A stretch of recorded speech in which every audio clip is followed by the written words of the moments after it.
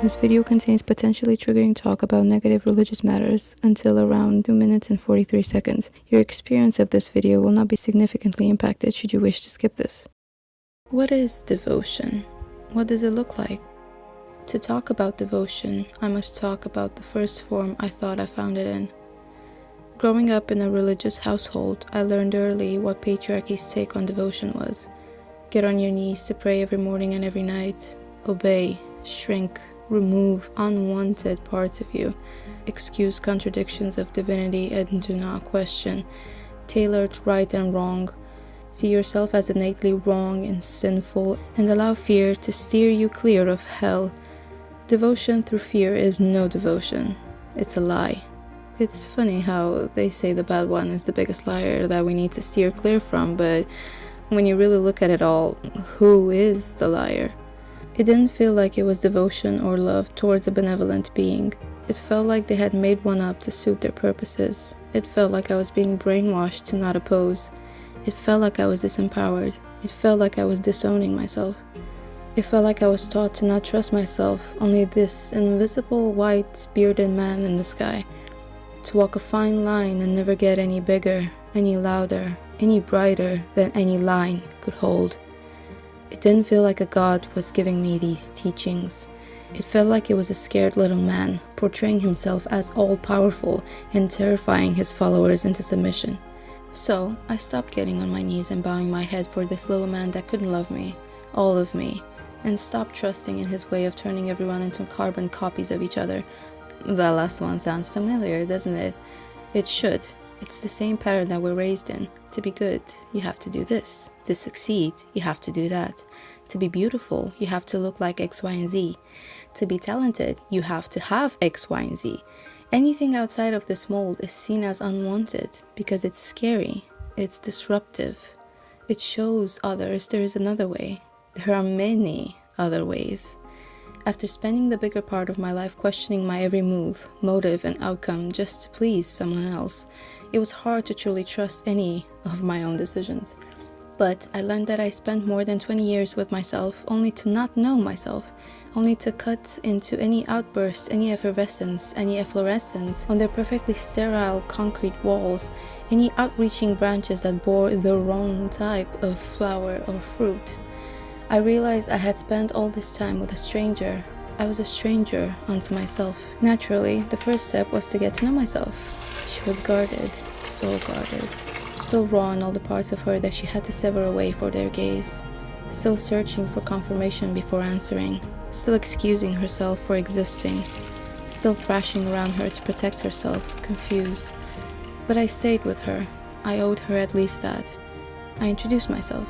I started to get to know her, what she likes, what she doesn't, where her boundaries lay. We reinforced those together. What she needed to process, to alchemize, to reintegrate, what her heart felt like, what her energy felt like, what her laughter sounded like.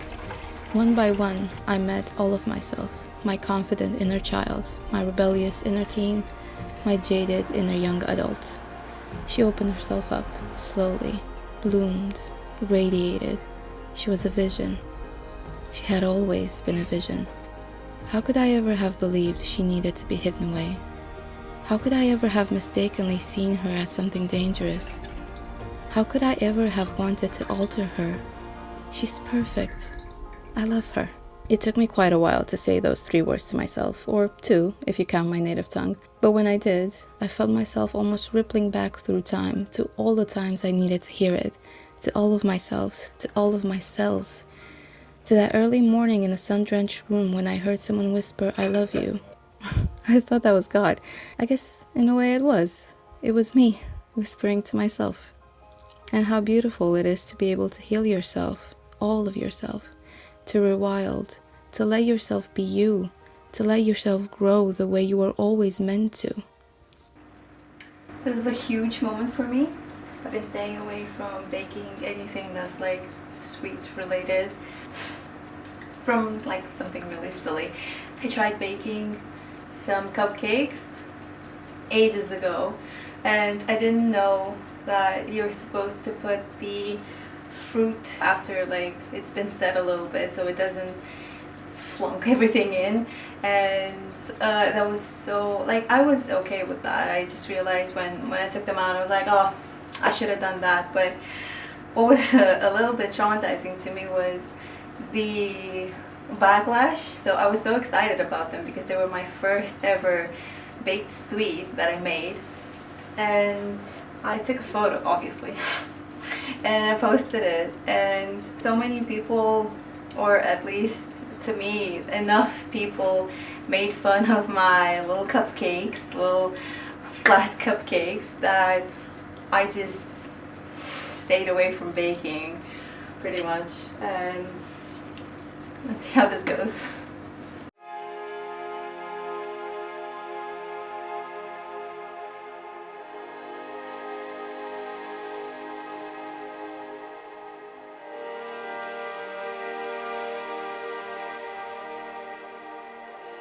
As a recovering people pleaser, I am all too familiar with taking care of something or someone outside of myself, of anticipating someone else's needs and wants. Taking care of someone else or something else outside of you isn't innately wrong, so I wanted to reframe this people-pleasing tendencies and just digest them and alchemize them and turn them into something else. So one way of kind of reweaving this concept into something more healthy for both parties is devotion. For example, it's easy for me to devote myself to my partner, so even if I have a really low day and I'm finding it really difficult to get up and get myself, I don't know, make myself a cup of tea or something, if he so much as mentioned something like wanting to have a cup of tea just because it's like it's rainy outside and it would be really cozy, I would have this surge of energy come out of like nowhere, and I'd be like, yeah, like I can do that for you.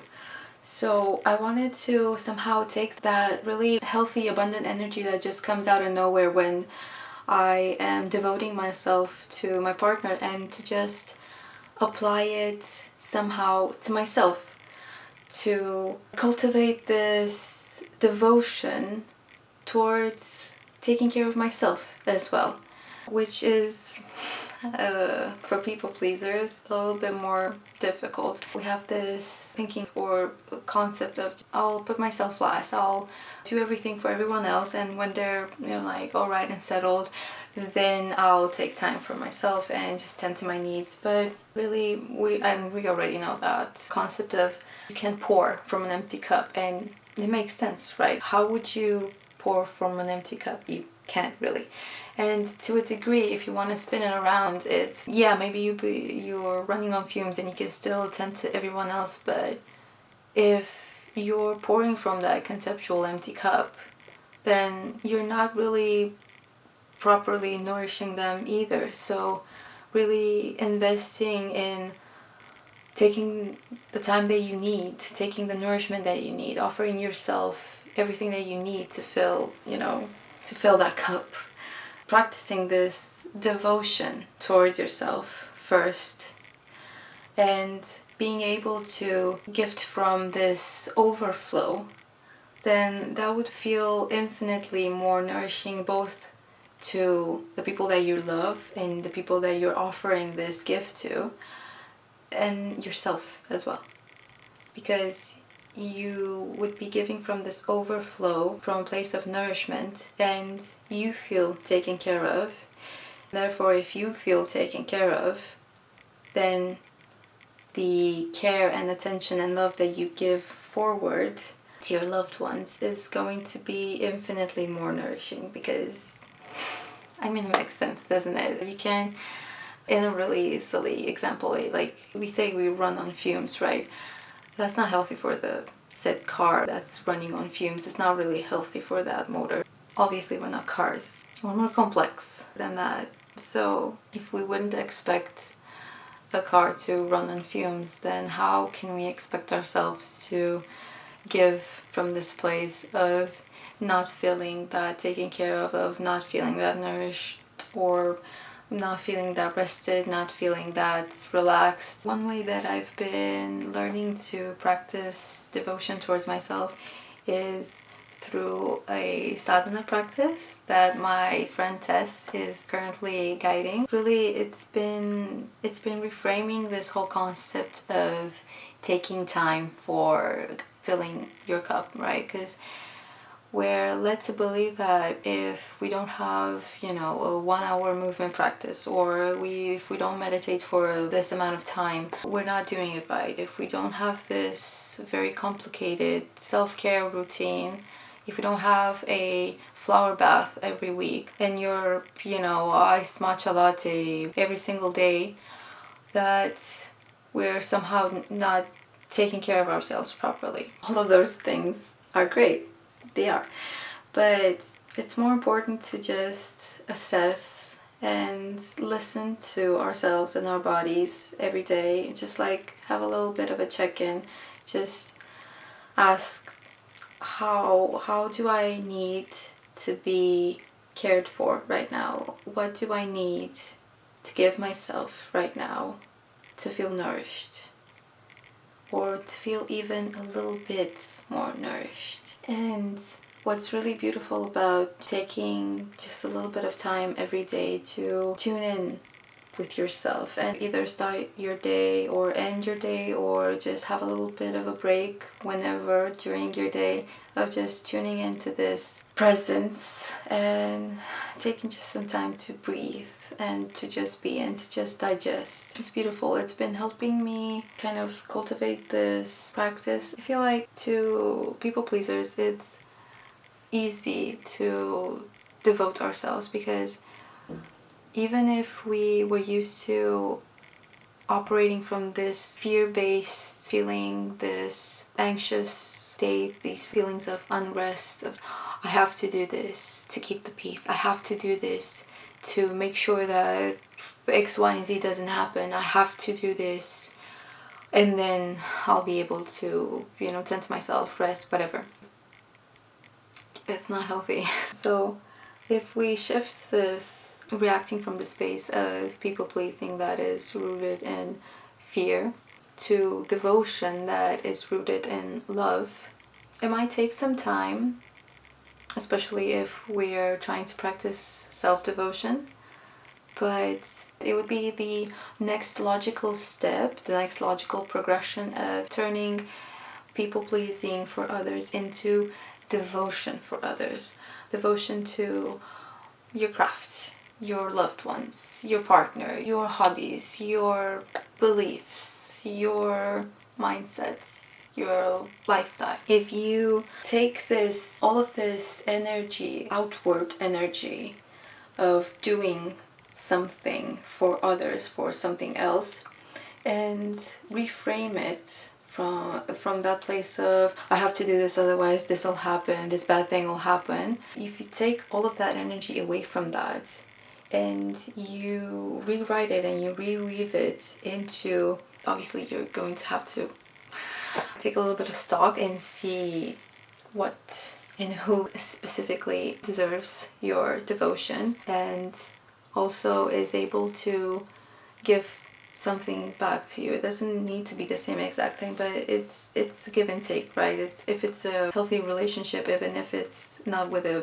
person, even if it's with an activity, a hobby, a belief, if it's a healthy relationship, if it nourishes you, then you can take all of that fear-based people-pleasing and alchemize it into devotion, into, right, I have all of this energy and capacity to pour into someone else or into something else, but I want to do it from a place of love. So even if it's this hobby that you really love, but you've been relating to it from a place of fear, maybe you're trying to prove to someone else why you're doing this, or the importance of why you're doing this, or how important it is to you, how dear it is to you. If you take all of that away and just tune into your heart and say, this really is important to me, this craft, this belief, this hobby, this practice is really important to me, and how can I now relate to it from a place of love, from a place that nourishes both me and my craft, or your belief, or whatever your object of devotion is. If you can reframe that and look at it through the eyes of love, then you will see that devotion pours out of you naturally. Sometimes there's certain defense mechanisms or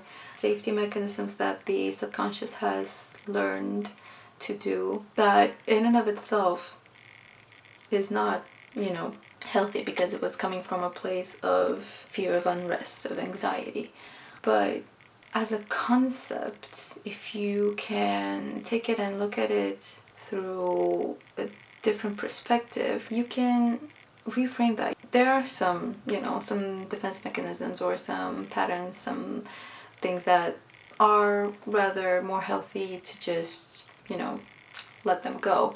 But if you have something, for example, like people pleasing, and you can reframe it as devotion for something that is healthy for you, for something that is nourishing, then I see no point in, having to shift your entire personality around and just, I don't know, maybe shift into this more egotistical or more like a villain or a vibe. Sometimes, if you can somehow find all of the pieces to reframe something properly, the pendulum doesn't need to swing all the way to the other side. There are cases when, when the pendulum has been stuck into one side, fear, hatred, sometimes, to reach its perfect balance, it kind of like, before it reaches that perfect balance, it needs to swing into the other side. So we just go like this until it finally swings into balance. So if you have, fear-based mentalities or hatred mentalities or these more aggressive, intense beliefs or patterns or mechanisms, sometimes it's better to let them swing all the way into love, devotion, courage, and just let them naturally sway side to side, because we all know healing is not linear, and at one point that swing will finally reach the balance. We don't need to just remove all of the darkness necessarily. This darkness that we're in a way taught to fear, and I've heard a lot of people, fearing shadow work just because it sounds scary, right? If we can find it in ourselves to finally sit with that darkness, finally sit with that shadow, you will find that beneath all of that, scary facade is a part of you, that you've forgotten or that was shunned away by beliefs, upbringing, society, standards, you name it. And more often than not, that part of you needs reintegrating. That was the part of you for a reason. So maybe beneath all of that anger, hatred, fear, whatever it is, there's a part of you that wants to feel safe, wants to feel free. And sitting with that, for me, it was my rage. Sitting with that immense rage that I just collected over the years of having to sacrifice what I wanted to do, or having to sacrifice my freedom, having to put myself last just to keep the peace. All of that rage, all of that trespassing of my boundaries and my needs and my wants, it almost turned into this huge monster in a way. She wasn't as scary as she was fiercely protecting me. Protecting the sides of me that felt vulnerable and unwanted and unneeded and shoved away. So when I sat with her, underneath all of that scary claws and fangs and what have you, it was just a part of me that wanted to feel free, wanted to feel loved, wanted to feel enough. And all that, my anger was doing was just keeping me safe. So if we can, going back to the people pleasing, so if we can take all of that, reframe all of that possibility of sitting with ourselves and discovering what it is actually hidden within our shadows, then we can apply that to really anything. We can apply that to people pleasing, to the limitations that we put on ourselves or that have been put on ourselves by others that we still cling on to. And maybe if we get so familiar with ourselves and we can retrieve enough pieces of ourselves and we start feeling more whole, more ourselves, our true selves, before the world got to us, as the saying goes, then maybe we can then also take that one step closer to true self-love, true self-devotion.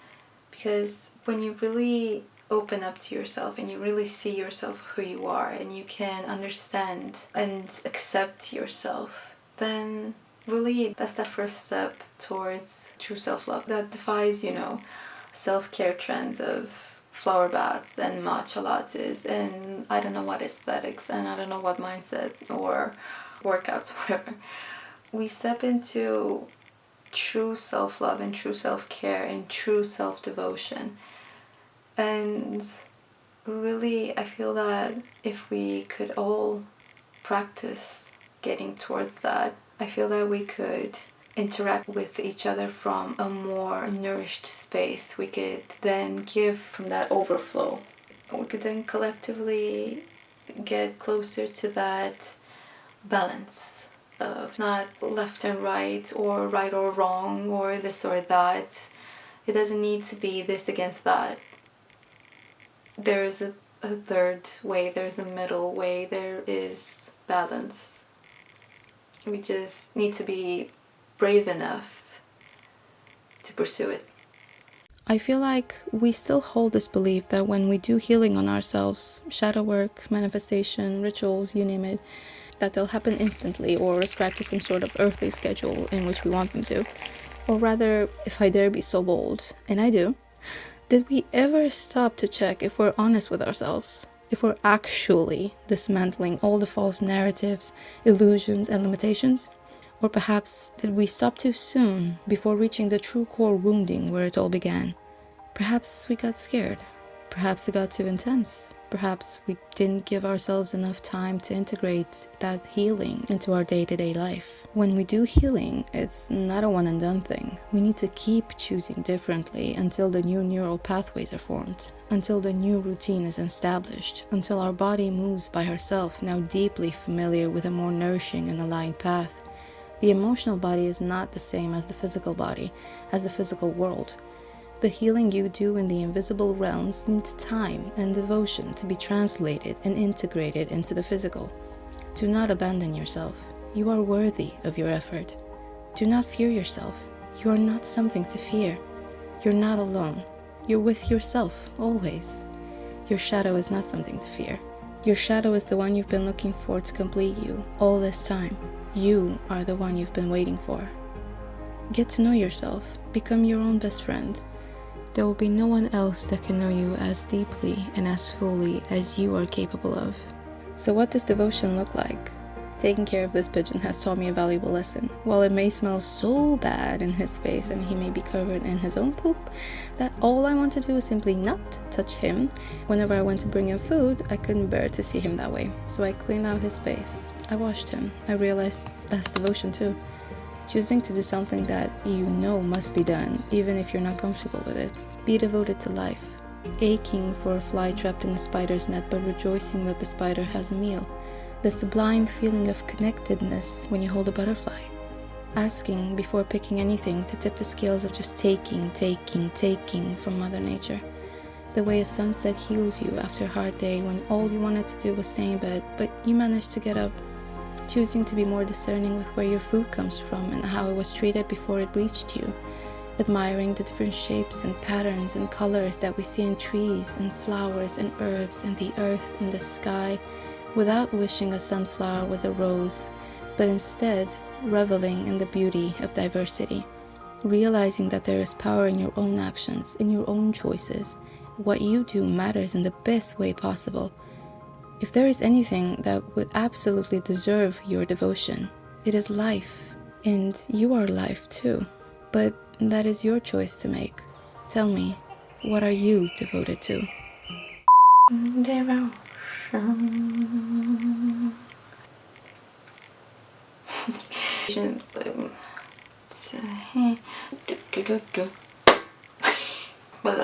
I've been debating. She's been debating. She's not been debating. She's been doing something else, but she can't remember the term right now.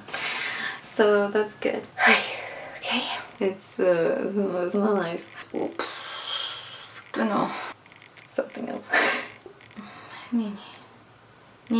I'm going off on a tangent. I'm going off on the rails on this crazy train.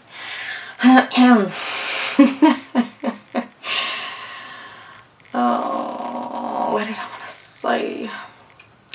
You know, I had all of my words last night. I should have wrote them down, but I didn't. So this is what you're getting today. A lot of ums. It's a little bit better than last time though.